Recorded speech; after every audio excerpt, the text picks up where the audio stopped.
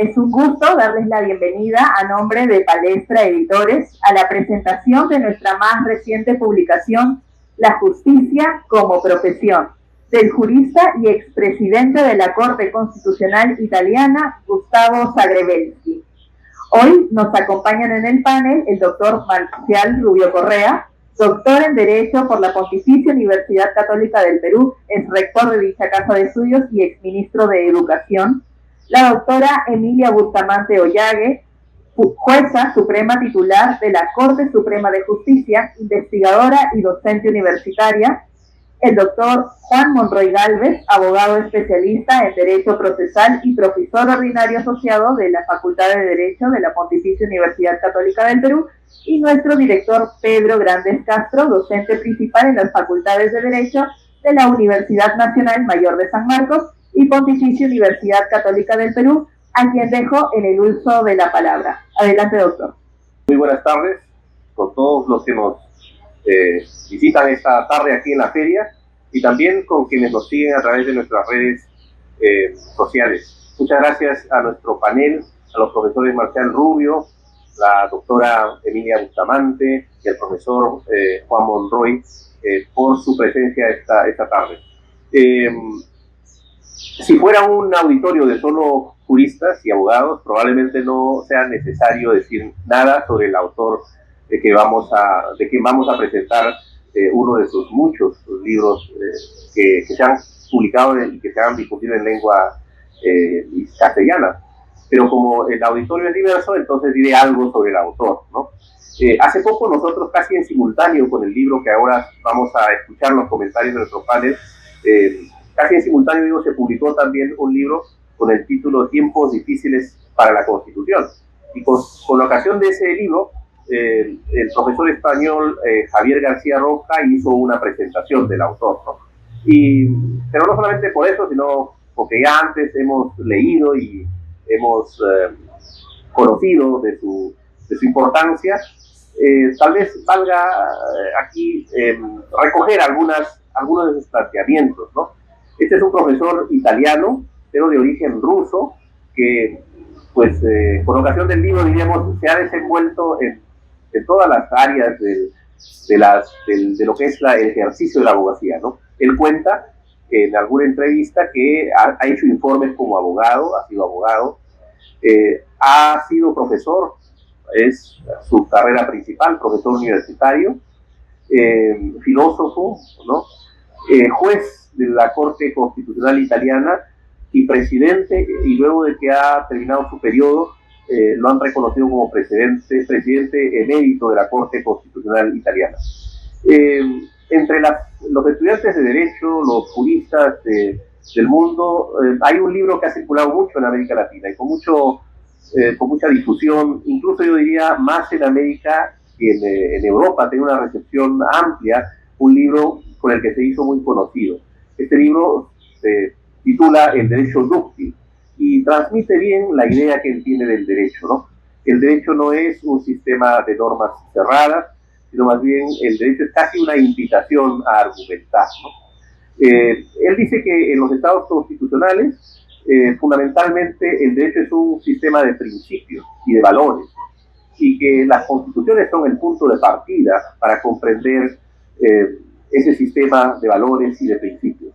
Es un jurista con el que es fácil identificarse, ¿no? Es un jurista muy atento a las discusiones también del mundo. Podríamos decir incluso que es un jurista comparatista en ese sentido, porque sus reflexiones están abiertas siempre a las distintas, digamos, manifestaciones del derecho en otras latitudes y no solamente el mundo europeo, ¿no? Es un crítico del positivismo jurídico, ¿no? Ha discutido y ha estado en discusiones con filósofos y con constitucionalistas. Alguna vez se le preguntó si él se considera filósofo y dijo que no. Y lo preguntaron también si era constitucionalista. En el último libro, él se define como un constitucionalista interesado por la filosofía. Es un jurista comprometido con temas de su tiempo, escribe muchísimo en diarios, en revistas, no solamente dirigido a juristas y abogados, a estudiantes de derecho, sino también al gran público, ¿no? Tiene un libro, de hecho, El diálogo con el cardenal de Milán, ¿no? También preocupado por los temas de la fe, ¿no? De la discusión sobre la verdad. Así que estamos ante un jurista completo, yo diría. Y para poder presentar la obra que nos convoca esta tarde, que es precisamente sobre la profesión jurídica, ¿no? La justicia como profesión, hemos creído conveniente pues llamar a tres perfiles, ¿no? Aunque es difícil separarlos, ¿no?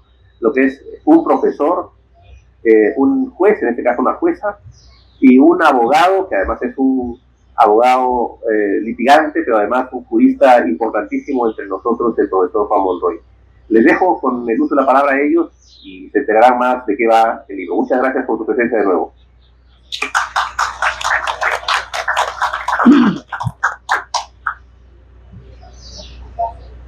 Muchas gracias, profesor Pedro, por esas palabras de apertura. A partir de ahora, entonces, vamos a escuchar al doctor Marcial Rubio, quien dará entonces el perfil de docente de la obra que nos convoca. Adelante, doctor.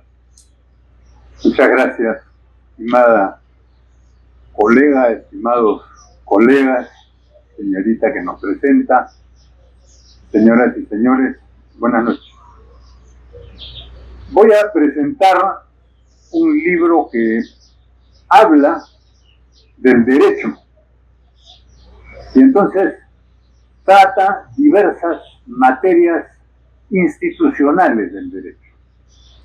Y yo voy a tratar el tema fundamentalmente de los profesores y el derecho, y en menor medida de los estudiantes y el derecho. El autor es un profesor reconocido y se le nota en lo que escribe. Y comienza con una pregunta que vale la pena preguntarse. ¿Somos conscientes los profesores de qué hacemos y cómo lo hacemos? Y dice, la respuesta decepcionante podría ser, rara vez nos preguntamos eso. Claro que habría que ver si eso es cierto. Yo voy a contarles que cuando yo comencé a dictar, allá cuando Adán comía manzana, dicté como me enseñaron mis maestros.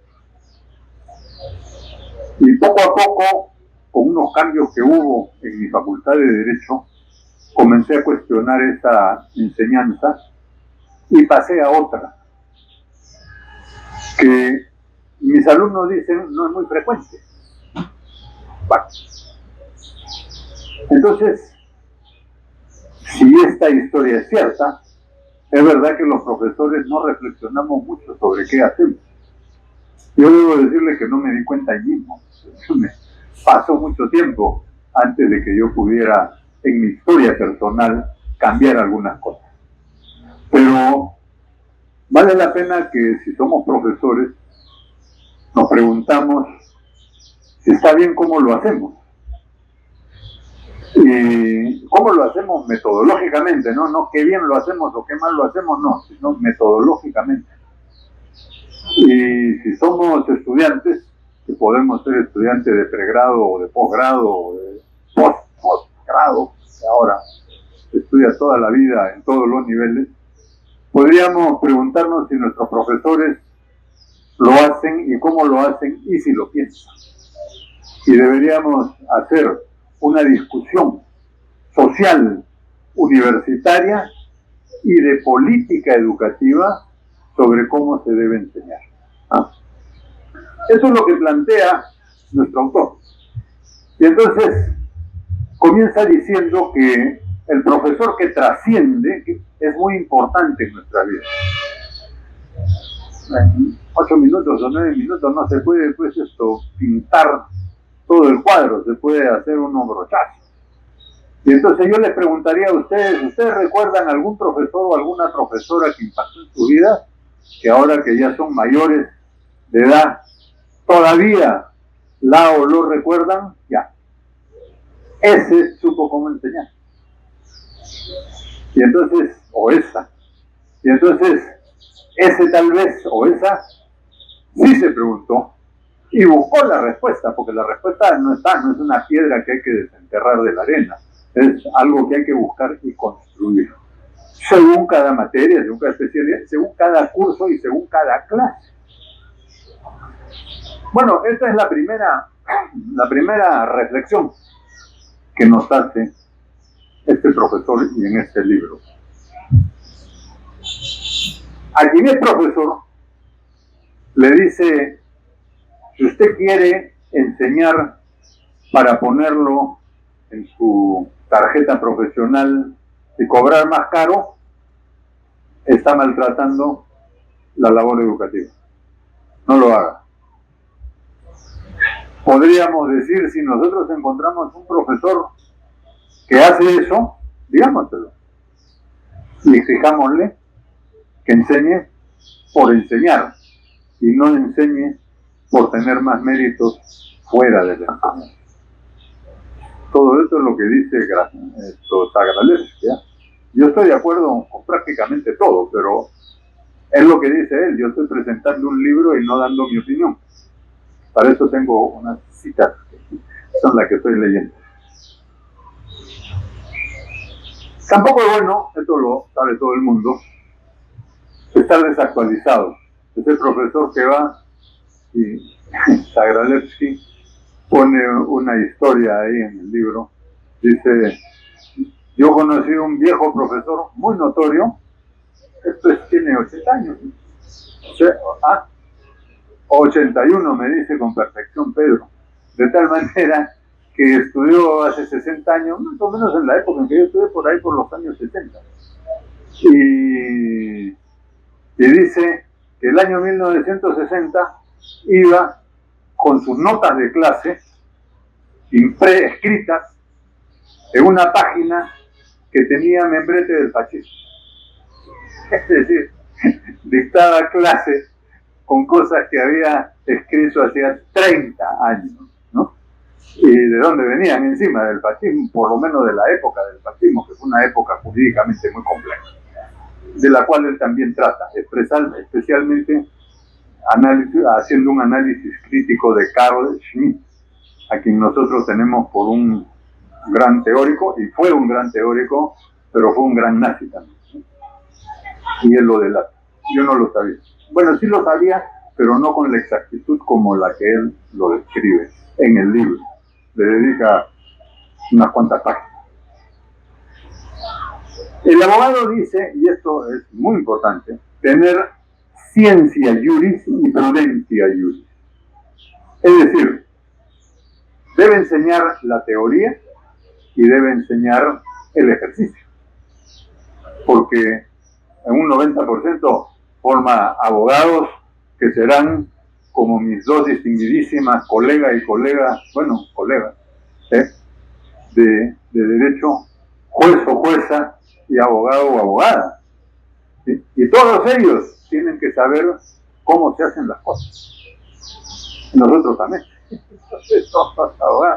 De tal manera que el profesor que solo enseña en el mundo de las ideas, hay una referencia a la caverna de Platón en el libro, no cumple su vida. Y el que solo enseña las leyes, tampoco las cosas. No es que uno menos que el otro, es que hay que trabajar eso y la parte práctica de cómo se hacen las cosas.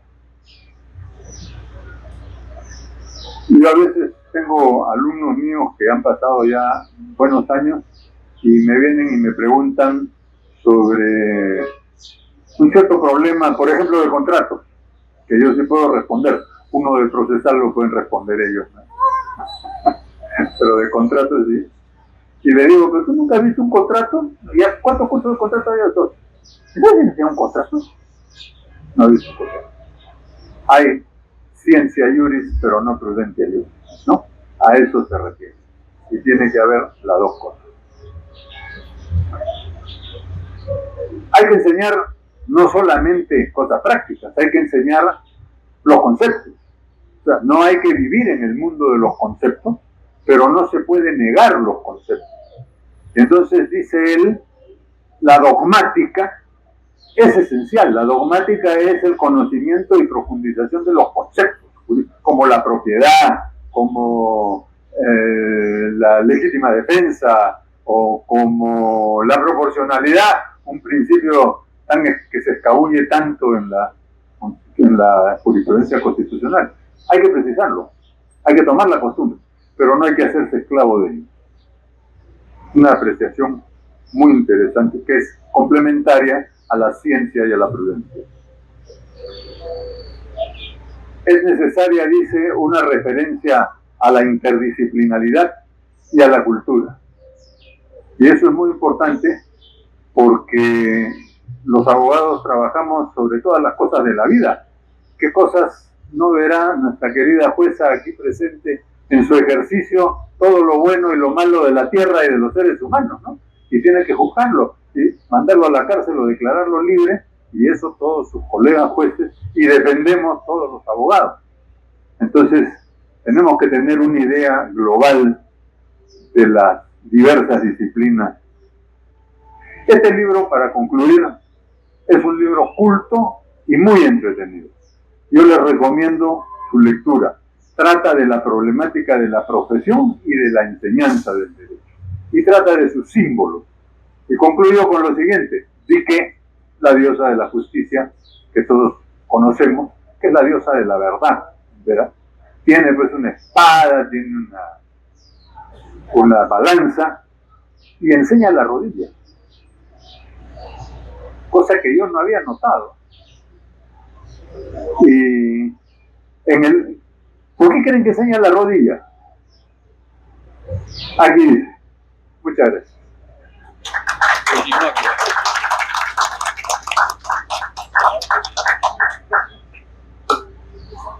Profesor Rubio, por esta introducción y por darnos el perfil de docente que habla el autor en el libro. Ahora vamos a escuchar a la doctora Emilia Bustamante, quien nos dará el perfil de juez. Adelante, doctora.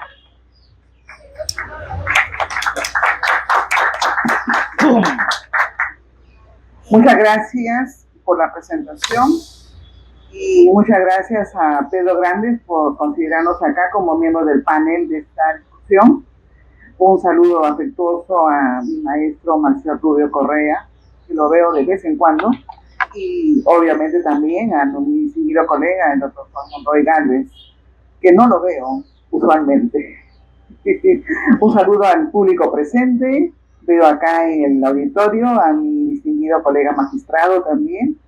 Un saludo cordial a todos y a todas. Y anotando un primer término, la presentación que hacía Pedro, ¿no? Aquí, que vemos un auditorio multifacético, creo, ¿no? Podríamos decir, ¿no? No me atrevo a decir multiverso porque me metería en problemas, creo. Pero me alegra mucho que la Feria Internacional del Libro en esta 28ª edición acoja con curiosidad la presentación de este libro, cuyo título es muy sugerente, ¿no?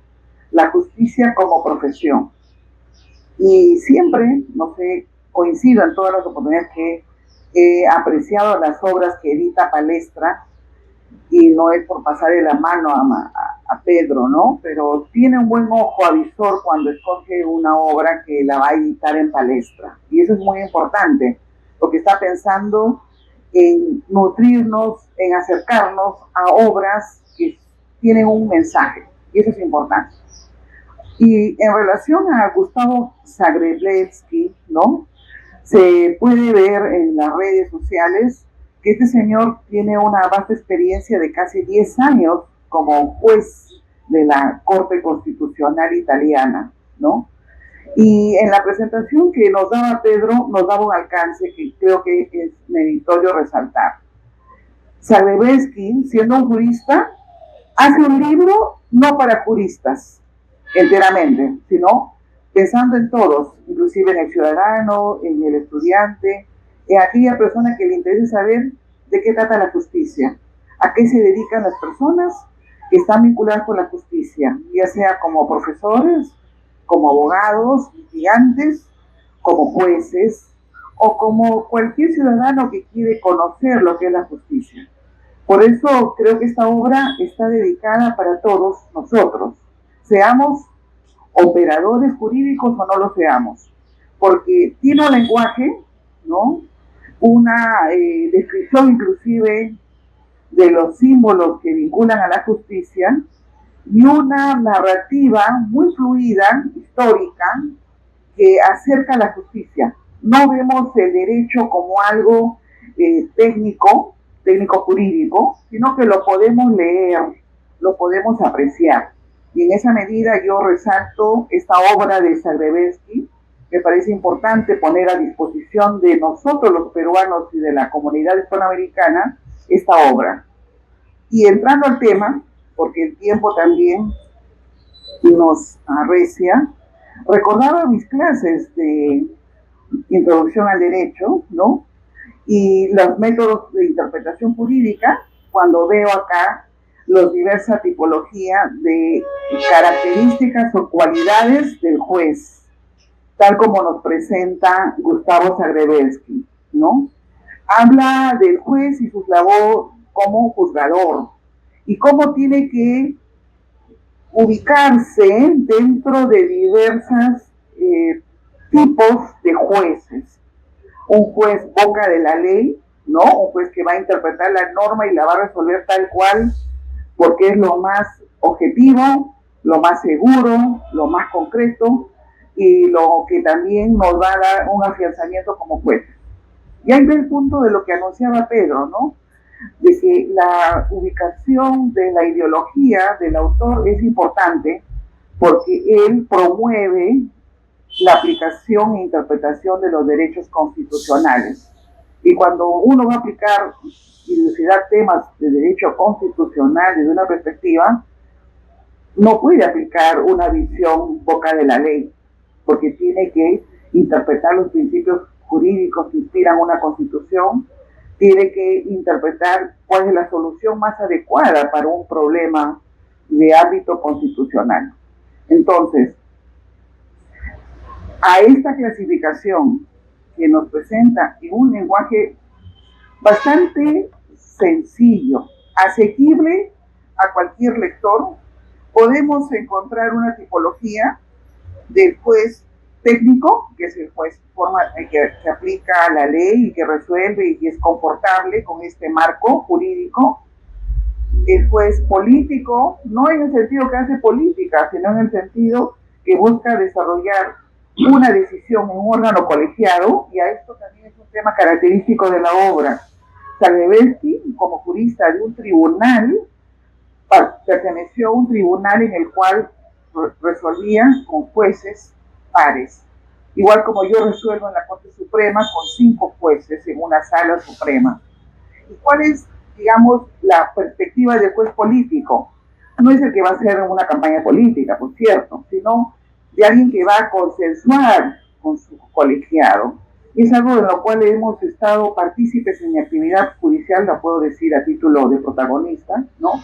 He tenido colegiados cuando he sido vocal superior con 3 jueces, en los cuales a veces no había esa posibilidad de deliberar, ¿no? Y de debatir, sino a veces es mi voto, mi criterio, ¿no? Esa palabrita que a mí particularmente me causa alergia, ¿no? Porque como dice también Zagrebelsky en algunas líneas y en otras publicaciones, la deliberación de un colegiado, de un tribunal, de donde hay varios jueces, enriquece, da legitimidad a una decisión. Cuando hay varios votos partidos, ¿quién es el que resuelve? ¿Quién es el que decide? Al litigante, al usuario, a cualquiera de nosotros, cuando somos partes, nos interesa saber qué cosa se resolvió, ¿no? Y ocurre muchas veces, y eso ya lo explicará el doctor Monroy, que a veces se acude al abogado para decirle, doctor, dígame esta resolución, ¿gané o perdí? Porque no lo entiendo, ¿no? Y eso no debería ocurrir, y es una lucha en la que estamos enfrascados muchos jueces en el Perú, desde muchos años, de dar también un mensaje accesible dentro del tecnicismo, ¿no? Entonces, Acá no, me ha hecho pensar de forma muy agradable y recordar también las diversas experiencias vividas en estos 25 años en la judicatura, Pedro. Este texto me parece interesante y rico. Desde mi experiencia me he sentido identificada con diversas características que enuncia Zagrebelsky, pero al igual que interpretando mis nociones del sistema jurídico, no se puede hablar de un juez que pueda ser etiquetado, de un juez político, de un juez técnico, de un juez conciliador. Creo que al describir sus características, Zagrebelsky nos está dando a notar diversos momentos y facetas en que los jueces podemos desarrollarnos, ¿no? Ahora, yo particularmente me quedo con esta, ¿no? Con este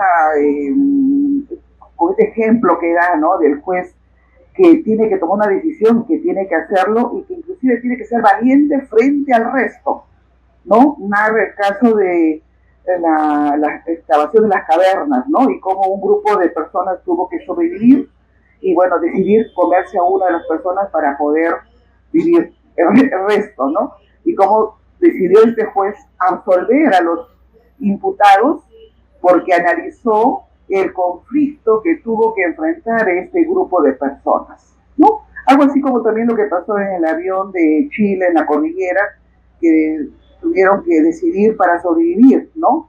Entonces, este juez no puede ser acartonado. Este juez también tiene que ver qué pasa en esta situación, ¿no?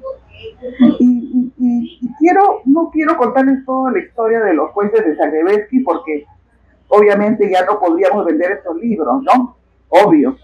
Pero sí quisiera contarles, y gracias a Pedro por esta posibilidad de poder compartir con este equipo de asistentes, un poco también un recuerdo.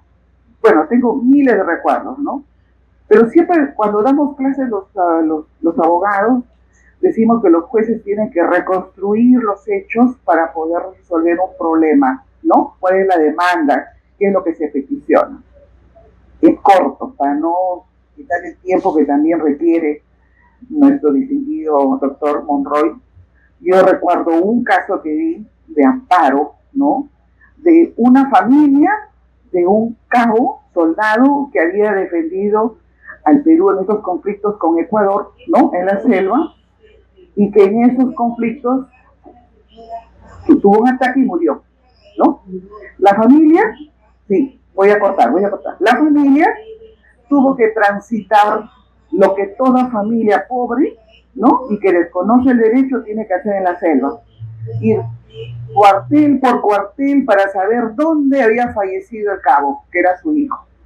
Y al final obtener una respuesta en una simple carta. Y acude al Poder Judicial para tener su pensión. Si hubiéramos sido formalistas, y en ese momento yo lo debatí con mi colegiado y tuve una deliberación y un consenso que fue muy importante, que es una muestra de una de mis acciones como colegiado, llegamos a entender todo ese tiempo y desgaste emocional, económico, de sufrimiento de esa familia, queriendo saber los derechos pensionarios que les correspondían como padres del cabo. Lo formal hubiera sido decidir que el ejército le dé una pensión, porque estaba acreditado que había muerto en ejercicio, pero para eso se requería una resolución de baja en acto de servicio. ¿Qué hicimos nosotros? Nosotras, porque éramos 3 mujeres, ordenamos que se expida la pensión al cabo. ¿Con esto qué quiero decirles? Que a veces se idealiza o se estigmatiza a los jueces, pero también los jueces somos humanos y tenemos la capacidad, cuando cumplimos nuestras obligaciones como tal, de poder comprender los problemas del caso y buscar una solución al caso. Y creo, para finalizar, creo que me queda, ¿cuánto? Un minuto. Es categórico el reloj humano, Pedro. Señalar, ¿no?, de que Zagrebelsky, con esa experiencia de juez constitucional por casi una década, nos traduce acá un poco los vericuetos, las sensaciones y cómo somos los jueces, para que todos nos acerquemos también a esta ideología, esta simbolización.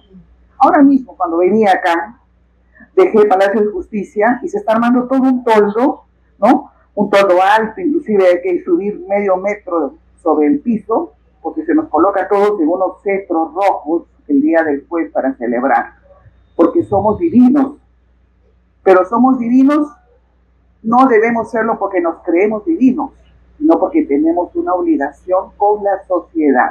Y eso debemos recordarlo siempre. Y lo que me encanta, para finalizar, es que la audiencia haya estado muy atenta a nuestra participación. Muchas gracias, Pedro, muchas gracias a ustedes.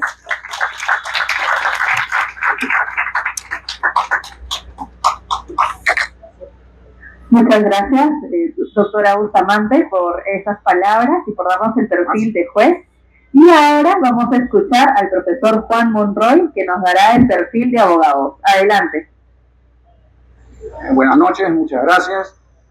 Un agradecimiento triple. Primero a Pedro por la invitación, a Marcial y a Emilia por darme la oportunidad, el honor de compartir mesa, y a ustedes por venir en una noche gélida, gélida en serio.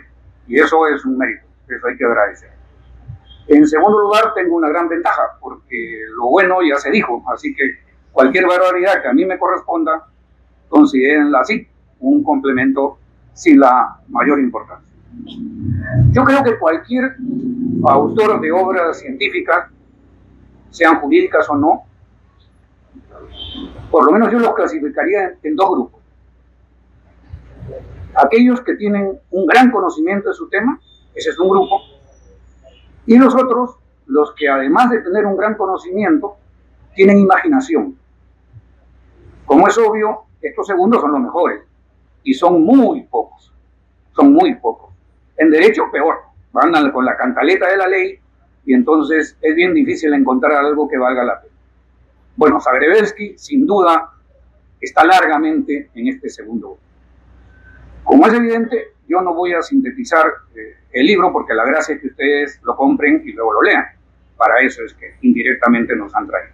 Pero sí quisiera compartir algunas ideas y algunas dudas que quedaron despejadas después de leer esta obra, porque realmente es valiosa. En primer lugar, casi siempre, todo libro que yo recuerde que se traduce en español sobre justicia, tiene que ver con las teorías. Las teorías antes de Rawls, la teoría después de Rawls, y todo lo demás. Eso es lo clásico. O sea, la disciplina es teoría de la justicia. Este libro no es así. Este libro enfoca la justicia, por decirlo en términos futbolísticos, en la cancha. Entonces, la justicia para el juez, la justicia para el profesor, la justicia para el estudiante y la justicia para el abogado. A mí me tocará es bailar con la bruja, yo sé, es la justicia desde el abogado, pero no importa. Eso es lo que tendría yo que referir. En primer lugar, son 4 temas que quisiera compartir nada más. El primero es que la justicia, como valor, marca a fuego a la profesión jurídica, y es bien curioso porque reduce la responsabilidad de otras profesiones y otras técnicas. O sea, yo no veo mucho que a un ingeniero le digan que no ha sido justo, pero el abogado no puede escapar a ese castigo del infierno que implica decirle que se ha apartado de una decisión justa.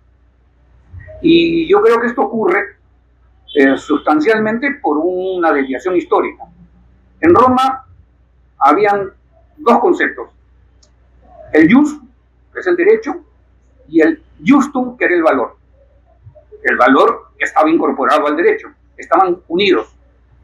Desgraciadamente, a partir del derecho medio, se fue perdiendo esta identificación y se separó el derecho como conocimiento de la justicia como valor.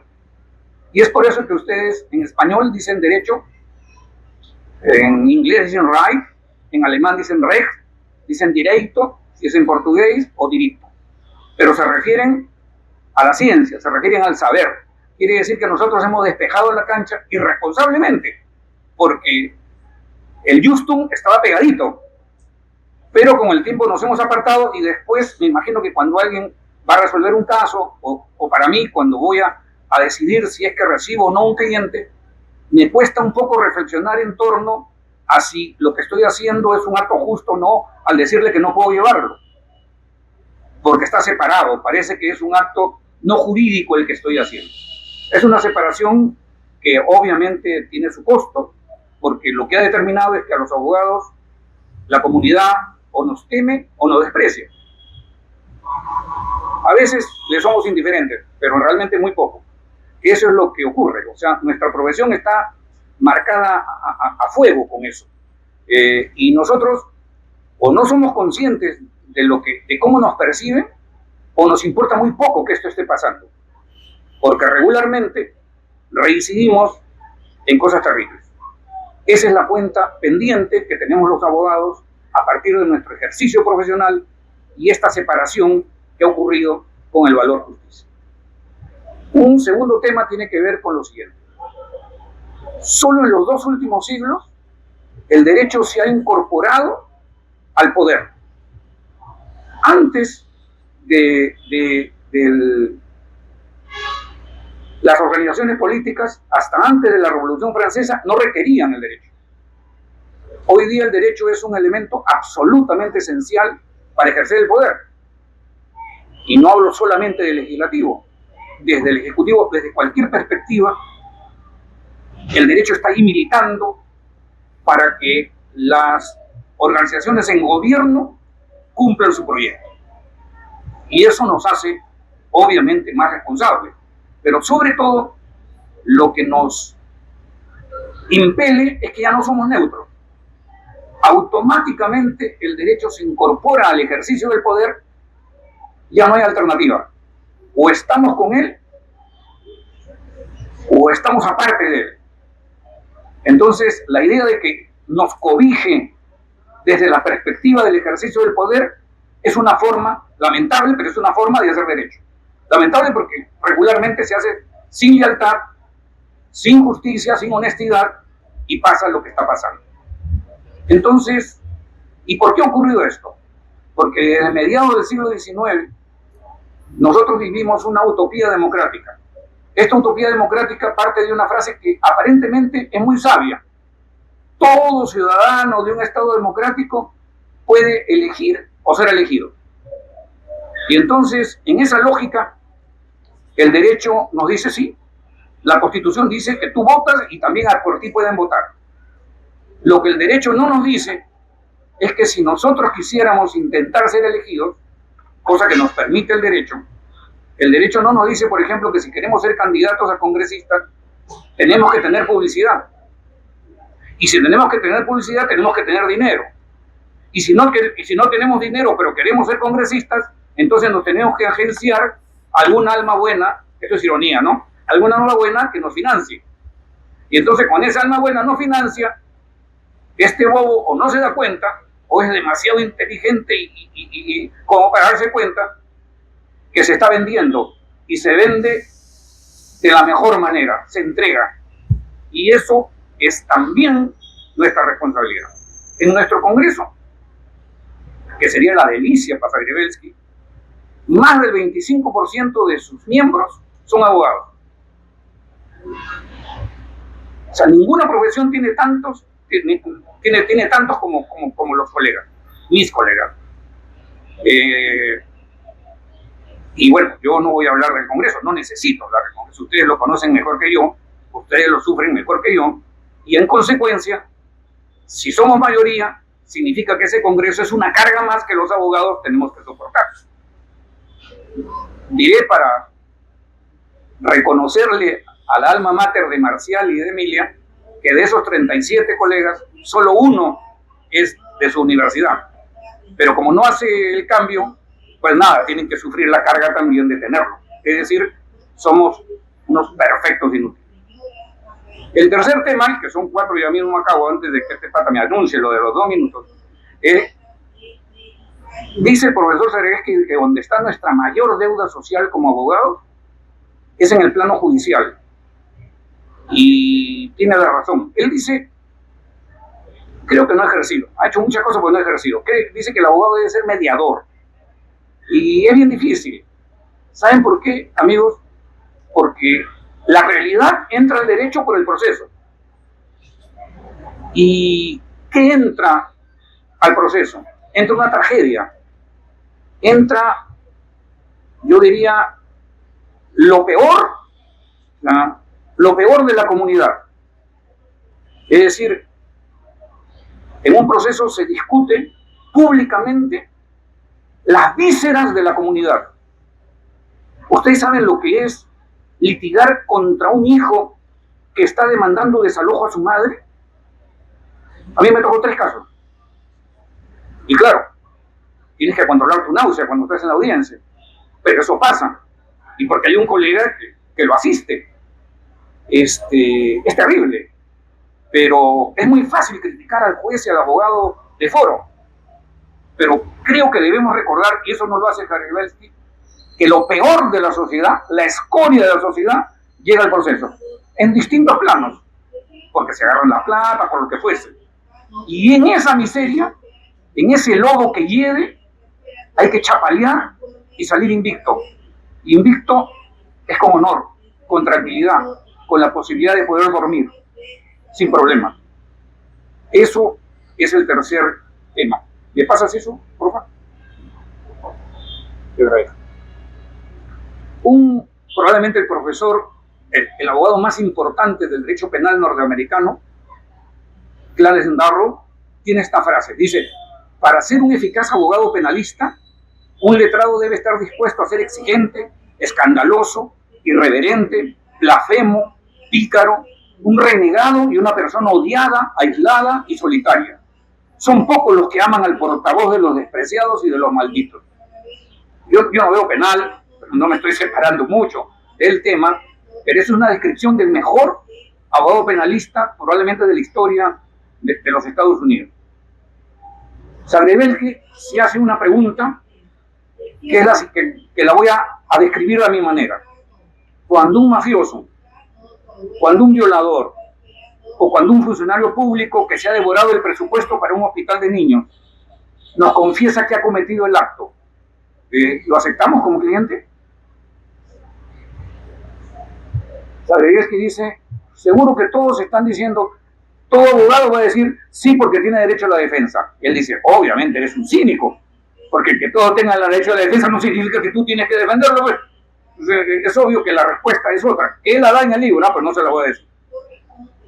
En todo caso, lo que sí les digo es que hay un error muy común, que es creer que la justicia anda en una de las partes, completa, entera. Eso es tonto. Eso sí es que es no haber vivido. Eso sí significa que no haberse tomado una botella en la esquina del barrio de muchachos. Es imposible, imposible. Nadie tiene toda la razón, ni nadie la tiene sin nada.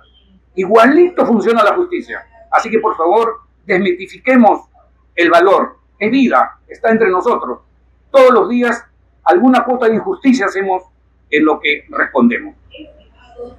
Pero eso está mejor en Skarbelski. Finalmente, la cuarta parte, el abogado, atendiendo a cómo está la comunidad, la nuestra, yo creo que es imprescindible que busque la justicia. ¿Y cómo lo busca la justicia? Cuando impida, con todo lo que pueda, que el uso del derecho se convierta en un método, en un mecanismo de perfeccionamiento de la desigualdad. Eso es. Para terminar, amigos, yo no estoy tan seguro, Skarbelski tampoco, que el derecho sea una ciencia. Yo creo que ni siquiera sea un instrumento por excelencia para conseguir a la justicia. Pero eso sí, sin derecho y sin la voluntad de hacerlo humanamente posible para que funcione, o sea, sin fe en él, solo quedan las formas jurídicas. ¿Y sabe qué son las formas jurídicas? Las formas jurídicas implican, y aquí acabo porque ahora sí me pasé, implica lo siguiente. Implica proponer discusiones estúpidas sobre requisitos para ser o permanecer como funcionario público, porque el poder lo que quiere es que ese funcionario fuera porque es honesto. Significa expedir sentencias y escribir artículos brillantes sobre qué es control de convencionalidad. Y luego nos zurramos en eso porque no queremos obedecer a la Corte de San José. Así que todo funciona según la manera como uno lo mira. Y finalmente, implica impecablemente enseñar y decir que hay un principio de no injerencia en los temas políticos de otro Estado. Y entonces eso nos sirve maravillosamente para callar cómo un país está llenando de sangre a una población de civiles en el Oriente cercano. Y entonces el principio de no injerencia hay que quedarse callado. Pero cuando hay elecciones de alguien que no nos conviene, ahí sí salimos.